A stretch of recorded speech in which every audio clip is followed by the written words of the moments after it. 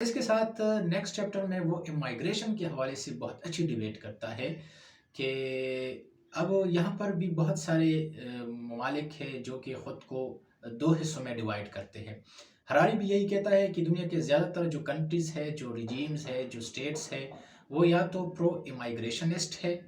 اور یا وہ اینٹی امیگریشنسٹ ہے۔ مطلب کوئی بھی ملک، لیٹ سپوز اگر ہم پاکستان کی اگزامپل لے لیں تو ابھی جو ریسنٹلی ڈیولپمنٹس ہوئی ہے ہمارے نیبرز میں، مطلب افغانستان کے اندر طالبان کی رجیم قائم ہوئی ہے، تو وہاں پر بہت برے حالات ہیں اور ایک قسم کی کیٹاسٹرافک قسم کی سچویشن ہے۔ تو یہاں پر اگر پاکستان کی حکومت پرو امیگریشنسٹ ہوگی تو افغانستان سے اگر لوگ یہاں پر امائگریٹ کریں گے اور ریفیوجیز کی شکل میں وہ یہاں آئیں گے تو پاکستان اس کو فیسیلیٹیٹ کرے گی۔ اور جس طرح اس سے پہلے بھی مطلب جنرل ضیاء الحق کے دور میں جب سوویٹ انویژن ہوئی تو اس وقت بھی بہت سارے لوگ افغان مہاجرین جن کو ہم کہتے ہیں ریفیوجیز کہتے ہیں، وہ یہاں پاکستان میں آئے، اور ابھی تک ایک رپورٹ کے مطابق 5 to 6 million of Afghan refugees are still living in Pakistan. تو یہ پرو امیگریشنسٹ پالیسیز ہوگی، اور اینٹی امیگریشنلسٹ وہ ہوگی کہ جس میں مطلب لوگوں کو ہم الاؤ نہیں کریں گے، چاہے جو بھی ہو، وہ ان کی اپنے پرابلمس ہے، چاہے ان کی اکنامک ایکسپلائٹیشن ہو رہی ہو، ان کے بیسک جو بنیادی حقوق ہے اس کی خلط تلفی ہو رہی ہو، لیکن ہم ان کے لیے اپنے دروازے نہ کھولیں۔ تو یہ ایک اینٹی امیگریشنسٹ اور ایکسٹریمسٹ قسم کی پالیسیز ہوگی۔ تو اس حوالے سے ہراری بات کرتے ہیں، اور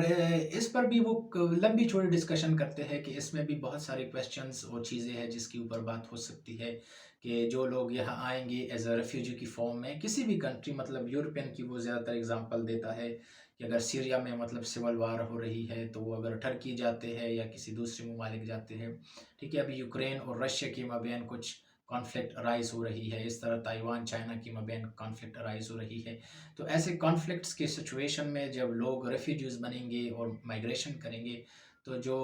ہوسٹ کنٹری ہوگی وہ کون سی پالیسی اختیار کرے گی۔ اور یہ بھی ہے کہ بہت سارے لوگ یورپ میں اگر آپ دیکھے جائے تو وہاں پر چونکہ ملٹی کلچرل سسٹم بہت زیادہ ہے، وہاں پہ پلورلزم بھی ہے، تو جو مطلب آج سے 10 سال 20 سال یا 40 50 سال پہلے لوگ مائگریٹ کر گئے ہیں تو کیا ان کو وہ تمام حقوق ملیں گے یا ان کو اس فرسٹ سٹیزن کے طور پر کنسیڈر کیا جائے گا؟ اب اس پر بھی ڈیبیٹ ہو سکتی ہے، ایون پاکستان میں بھی ہو سکتی ہے کہ جو 1970s میں افغان ریفیوجیز یہاں آئے ہیں، ایون ان کو ہم مطلب فرسٹ کلاس سٹیزنز کنسیڈر کر سکتے ہیں، ان کو ہم پاکستان کی نیشنلٹی دے سکتے ہیں یا نہیں، اس پر بھی مطلب ڈفرینٹ ایکسٹریم ہو سکتی ہے۔ اینی ہاؤ، اس کے ساتھ ساتھ ٹیررزم کے اوپر اس نے کافی لمبی ڈیبیٹ کی ہے کہ ٹیررزم جو ہے وہ 21st سینچری کے میں ایک ٹول کے طور پر استعمال ہو رہا ہے، اور ٹیررزم کے بارے میں وہ بس یہی کہتے ہیں کہ ٹیررزم کا کام یہی ہے کہ یہ لوگ تھوڑے سے پاپولیشن کو ٹارگٹ کرتے ہیں اور اس پاپولیشن کی بنیاد پر تھرو آؤٹ دا ورلڈ یا ایک لمبے پرسپیکٹیو کے طور پر فیئر کو انکنکیٹ کرتے ہیں لوگوں کے اندر، مطلب اپنے گولز کو حاصل کرنے کے لیے، ان کے جو ٹارگٹس ہیں اس کو اچیو کرنے کے لیے یا اپنا امیج بنانے کے لیے، اس کا ان کا جو ایکچول مقصد ہوتا ہے وہ یہ نہیں ہوتا کہ وہ لوگوں کو مارے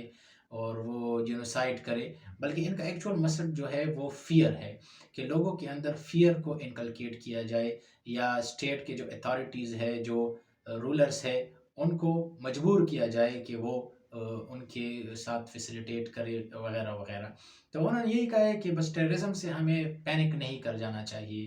اور ٹیررزم میں جتنے لوگ مرتے ہیں اگر اس کی ہم سٹیٹسٹکس کو دیکھیں تو اس سے زیادہ لوگ ہر سال ایکسیڈنٹس میں مرتے ہیں، اس سے زیادہ لوگ ڈائبٹیز سے مرتے ہیں۔ رائے صاحب تو یہ بھی کہتے ہیں کہ پہلے جو لوگ مرتے تھے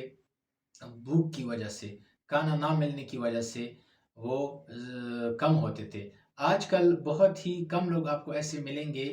جو کہ کھانا نہ کھانے کی وجہ سے مرتے ہیں، بلکہ زیادہ تر لوگ اب اوبیسٹی کی وجہ سے مرتے ہیں، کہ زیادہ کھانا کھانے کی وجہ سے مر جاتے ہیں۔ تو اس طرح کی باتیں وہ کرتے ہیں کہ ٹیررزم کو ہمیں زیادہ سیریس نہیں لینا چاہیے، کیونکہ یہ آپ کو پینک کرنے کے لیے، آپ کو مطلب آپ کے اندر ڈر فیئر کو انکلکیٹ کرنے کے لیے ان کی یہ اسٹریٹجی ہوتی ہے۔ تو جب لوگ فیئرفل نہیں ہوں گے تو ڈیفینیٹلی ٹیررزم کے جو ایکچول مقاصد ہوں گے وہ بھی وہ اچیو نہیں کر سکیں گے۔ اور اس کے اوپر پھر یہ بات ہو سکتی ہے کہ کیا ٹیررزم جو ہے یہ نیوکلیئر کی طرف جا سکتی ہے، تو اس پر بھی اس نے ایک لمبی چھوڑی ڈسکشن کی ہے، وہ بعد میں دیکھیں گے۔ اس کے ساتھ ساتھ وار کے اوپر اس نے کچھ ڈسکشنز کی ہے کہ انسانوں کی جو اسٹوپیڈیٹی ہے اس کو ہم انڈر اسٹیمیٹ نہیں کر سکتے۔ مطلب انسانوں کی جو پوری کی پوری تاریخ ہے، اگر آپ وہ پڑھیں تو اس میں آپ کو بس وار ہی وار پڑھنے کو اور دیکھنے کو ملتے ہیں۔ تو انسانوں نے بہت اسٹوپیڈیٹی کی ہے پاسٹ میں،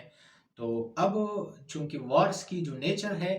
وہ چینج ہو گئی ہے۔ اب وہ والی وار نہیں رہی کہ مطلب نیوکلر ویپنز کی وار یا مطلب جو آرمز کی وار ہے، اس سے کافی حد تک آگے ہم گئے ہیں۔ اب ٹیکنالوجی کی وار ہے، اب آرٹیفیشل انٹیلیجنس کی وار ہے، اب بگ ڈیٹا کی وار ہے۔ جن کنٹریز کے پاس، جن آرگنائزیشنز کے پاس، جن ٹیک جائنٹس کے پاس آپ کا ڈیٹا ہوگا،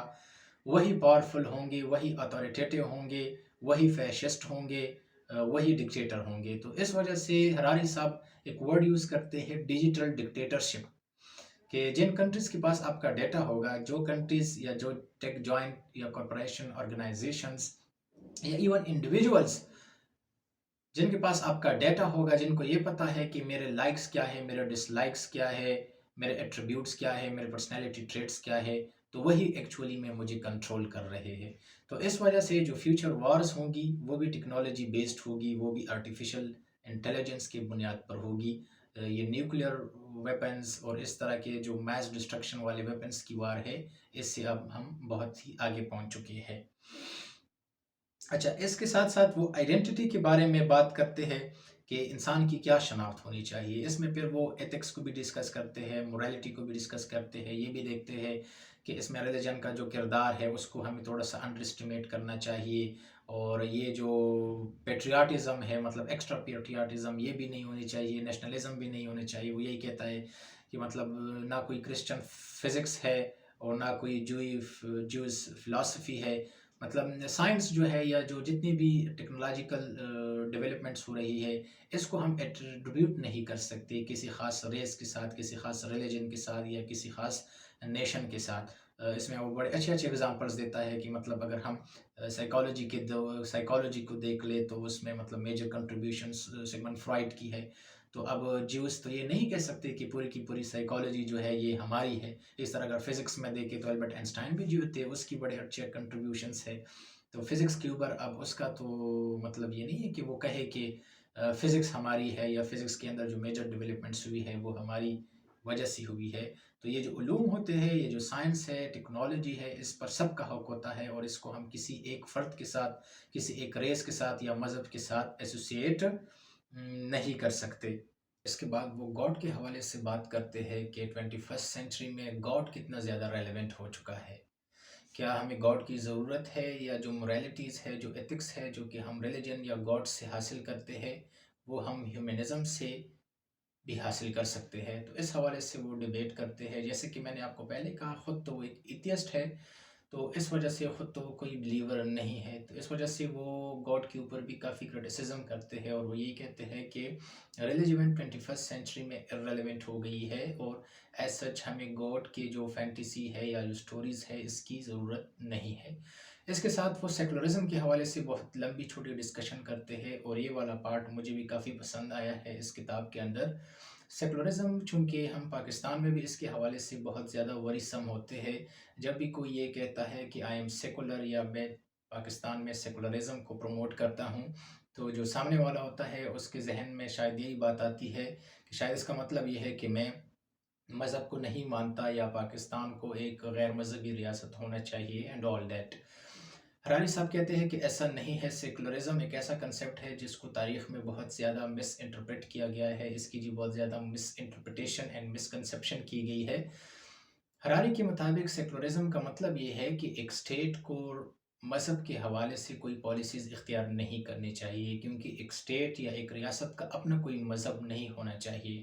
ریاست جو ہے یہ ایک مذہبی چیز نہیں ہے، تو مذہب کو ہم سائٹ پہ رکھیں گے، جبکہ ریاست کے جو امور ہوں گے، جو آپریشنز ہوں گے، اس میں مذہبی کارڈ کو استعمال نہیں کیا جائے گا۔ لیکن اس کا مطلب یہ نہیں کہ اس ریاست کے اندر جو لوگ رہتے ہوں گے اس کی زندگیوں میں مذہب نہیں ہونا چاہیے۔ ان کے پاس یہ لیبرٹی حاصل ہے کہ وہ کسی بھی مذہب کو فالو کرنا چاہے تو وہ کر سکتے ہیں۔ تو ایک آئیڈیل سیکولرسٹ سٹیٹ کی جو کوالٹیز ہے، جو ایٹریبیوٹس ہے، وہ ہراری سے کچھ اس طرح سے پیش کرتے ہیں کہ ایک آئیڈیل سیکولر اسٹیٹ کو کمپیشنیٹ ہونا چاہیے، اس کے اندر فریڈم ہونی چاہیے، لوگوں کے پاس فریڈم آف ایکسپریشن ہونی چاہیے، فریڈم آف ایفیلیشن ہونی چاہیے، اس کے ساتھ ساتھ فریڈم آف اسپیچ ہونی چاہیے کہ وہ اپنی بات کو مطلب ایکسپریس کر سکے، وہ اپنے اوپینینس کا اظہار کر سکے۔ اس کے ساتھ ساتھ وہ جو اسٹیٹ ہوں گے، وہ اسٹیٹ کے اندر جو لوگ ہوں گے، ان کے اندر یہ پیشن ہونی چاہیے کہ وہ ٹروتھ کو فائنڈ آؤٹ کرے، ریالٹی کو فائنڈ آؤٹ کرے، وہ فینٹیسی اور فکشنز اور کہیں سنی باتوں پر یقین نہ کرے۔ اس کے ساتھ ساتھ ایکویلٹی ہونی چاہیے ان لوگوں کے اندر، وہ جو اس اسٹیٹ کے جو باشندے ہیں، اس اسٹیٹ کے جو شہری ہے، وہ سب کے اندر ایک ایگلیٹیرین سوسائٹی کا قیام ہو کہ سب کے حقوق برابر ہو، کسی کی حقوق کی ایکسپلائٹیشن نہ ہو، نہ مذہب کی بنیاد پر، نہ رنگ، نہ نسل، اور نہ کسی اور ایٹریبیوٹ کے لحاظ سے۔ اس کے ساتھ ساتھ وہ اسٹیٹ کریجیس ہو، اس کے اندر سینس آف رسپانسبلٹی ہو۔ تو یہ سارے کے سارے ایلیمنٹس جب اکٹھا ہو جاتے ہیں تو ایسے اسٹیٹ کو ہم ایک سیکولر اسٹیٹ، ایک آئیڈیل سیکولر اسٹیٹ کہہ سکتے ہیں۔ اس کے بعد وہ ٹروتھ کے حوالے سے کہتے ہیں کہ ٹروتھ کیا چیز ہے اور ٹروتھ کو کیسے حاصل کیا جا سکتا ہے، کیا ہم نے ٹروتھ کو حاصل کر لیا ہے، ٹروتھ اور اگنورنس میں کیا فرق ہے، کیا ابھی بھی ہم اگنورنس میں ہیں یا اب ہم ریالٹی کے بہت قریب پہنچ چکے ہیں۔ تو ہراری صاحب کا اپنا ویو پوائنٹ یہ ہے کہ ہم جتنا سوچتے ہیں کہ ہم ٹروتھ کے قریب پہنچ چکے ہیں، یہ جو چیز ہے یہ ریالٹی ہے، اس کا ایکچوئل مطلب یہ ہے کہ ہم ابھی بھی بہت ہی پیچھے ہیں، ابھی بھی ہم اگنورنس کے سٹیج میں ہی ہے، ابھی بھی ہم نے ٹروتھ کو کمپلیٹلی 100% فائنڈ آؤٹ نہیں کیا ہے۔ اس کے ساتھ ساتھ جسٹس کے اوپر بھی وہ بات کرتے ہیں کہ جسٹس کیا چیز ہے، اور عدل و انصاف کا انسان کی زندگی میں یا ایک معاشرے کی فلاح و بہبود میں کیا کردار ہوتا ہے، اس کے حوالے سے بات کرتے ہیں۔ پوسٹ ماڈرنزم کے حوالے سے وہ بات کرتے ہیں، چونکہ اب ہم جس دور میں رہ رہے ہیں وہ ایک پوسٹ ماڈرنزم کا، مباد جدید کا دور ہے، کہ جس میں آپ کا جو سچ ہے وہ میرے لیے جھوٹ ہے اور میرا جھوٹ آپ کے لیے سچ ہوگا۔ سچ کی جو وہ ہم نے آبجیکٹیو ڈیفینیشن کی تھی وہ بالکل کولیپس کر گئی ہے۔ اب سچ جو ہے وہ ایک ریلیٹیو ٹرم بن گیا ہے، سچ کے اندر سبجیکٹیویٹی آ گئی ہے۔ آپ کا سچ میرے لیے جھوٹ ہو سکتا ہے اور میرا والا سچ آپ کے لیے جھوٹ ہو سکتا ہے۔ تو اس طرح کی جو چیزیں ہیں اس کے بارے میں وہ کہتا ہے۔ فکشن اینڈ سٹوریز کے اندر ڈفرینسیشن ہم کس طرح کریں گے، کون سی بات جو ہے یہ فکشن ہے، سٹوری ہے، اور کون سی بات جو ہے یہ ریئلٹی ہے، یہ ایک بہت بڑا ڈیلیما ہے، ڈوگما ہے۔ اس طرح مطلب ریلیجیس جو ڈوگماس ہے اس کی ہم کس طرح اس میں اندر تمیز کریں گے کہ یہ بات جو ہے یہ ایسی کہیں سنائی ہوئی بات ہے، اس کی آتھینٹیفیکیشن، اس کی ویریفیکیشن ہم کس طرح کریں گے۔ برین واشنگ بہت زیادہ عام ہو گئی ہے، آپ کسی کے بھی اندر کوئی بھی بات، کوئی بھی نظریہ، کوئی بھی سوچ، کوئی بھی فکر جو ہے وہ آسانی سے انسٹال کر سکتے ہیں۔ اور اس کے ساتھ ساتھ فیک نیوز کے حوالے سے بھی وہ کافی لمبی چوڑی ڈسکشن کرتا ہے کہ آج کل چونکہ سوشل میڈیا کا دور ہے تو فیک نیوز جو ہے وہ بہت زیادہ کامن ہے، اور فیک نیوز کے ذریعے آپ پروپیگنڈا کر سکتے ہو، آپ لوبینگ کر سکتے ہو، اور آپ اپنے کوئی بھی مقصد جو ہے وہ اس کو آپ حاصل کر سکتے ہو، پرسویشن ہو سکتی ہے مطلب۔ اس کے ساتھ ساتھ سائنس کے حوالے سے وہ کہتا ہے کہ سائنس اور فکشن کا آپس میں کیا تعلق ہے، اور یہ جو ہم آج کل سائنس فکشن موویز دیکھتے ہیں اس کے اندر جو چیزیں دکھائی جاتی ہے کہ واقعی میں سائنس ایسا ہی ہے، اسپیشلی جب ہم یہ سائی فائی موویز دیکھتے ہیں کہ جس کے اندر کوئی روبوٹ ہوتا ہے،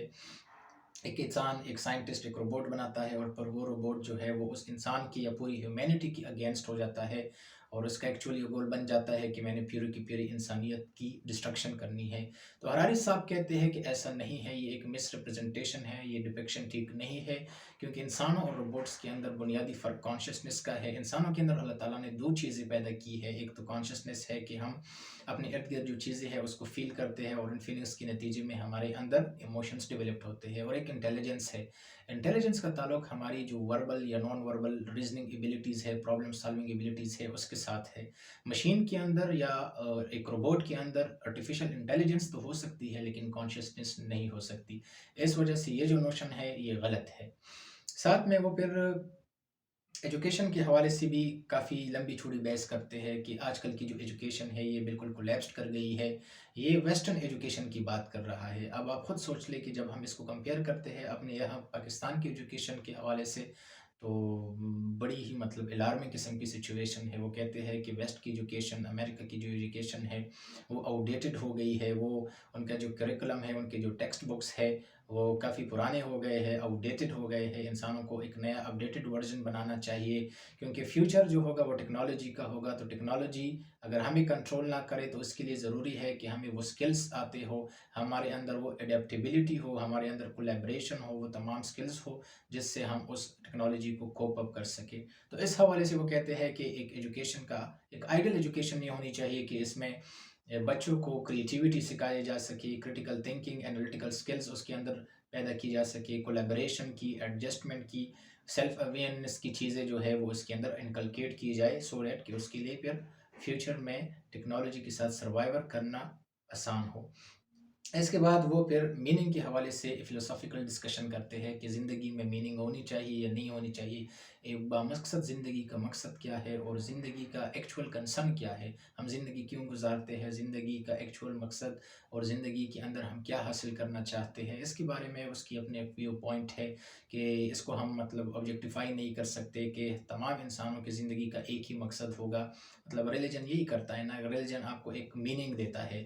تو یہ کہتے ہیں کہ نہیں ایسا نہیں ہے، مطلب ہر ایک انڈیویجول کی جو میننگ ہے وہ دوسرے سے ڈیفرنٹ ہوتی ہے، مطلب آپ کے لیے زندگی کا مقصد ایک ہوگا اور میرے لیے زندگی کا مقصد کچھ اور ہوگا، تو اس حوالے سے وہ کافی لمبی چھوڑی ڈسکشن کرتا ہے، اینڈ لاسٹ میں پھر وہ میڈیٹیشن کے حوالے سے بات کرتا ہے، وہ کہتا ہے چونکہ آج کل اور انفارمیشن کا دور ہے، ہر طرف ڈیٹا ہی ہے، انفارمیشن ہی ہے، تو اس انفارمیشن اور اوور لوڈڈ ڈیٹا کے دور میں ہم اپنے آپ کے ساتھ وقت نہیں گزار پاتے، ہم اپنے آپ کے ساتھ بہت ہی کم وقت گزارتے ہیں، جس کی وجہ سے ہمیں اپنے آپ کا پتہ نہیں ہوتا، سیلف ڈسکوری کی وہ بات کرتا ہے،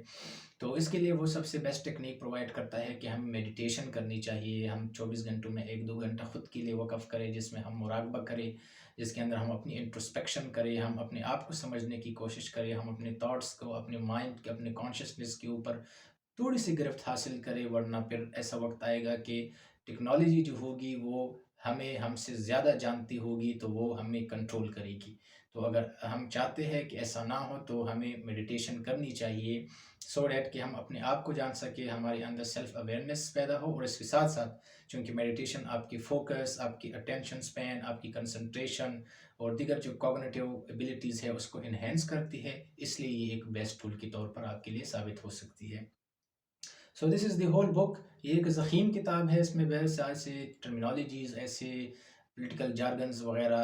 استعمال ہوئے ہیں جو کہ کافی مشکل بھی ہے، تو اس لیے یہ ویڈیوز بھی کافی لمبی ہو گئی، لیکن میں نے سوچا کہ اس کتاب کا جو پورا ایکچول کرکس ہے، اس کی جو ایکسرپٹ ہے وہ میں آپ کے سامنے پیش کر سکوں۔ سو دیٹس آل، اس کتاب کا ضرور مطالعہ کیجیے، اگر یہ کتاب آپ کو نہ ملے یا آپ کو پڑھنے میں کوئی دشواری ہو تو آپ اس کی سمری بھی پڑھ سکتے ہو، اور اگر وہ بھی آپ کے لیے مشکل ہو تو آپ پھر یوٹیوب پہ جائے اور یوول ہراری کی کوئی بھی ایک لیکچر، کوئی بھی ایک ڈسکشن سن لے، اس سے بھی آپ کو کافی کچھ مواد مل جائے گا۔ So thank you very much, thanks for watching and see you in the next one, اللہ حافظ۔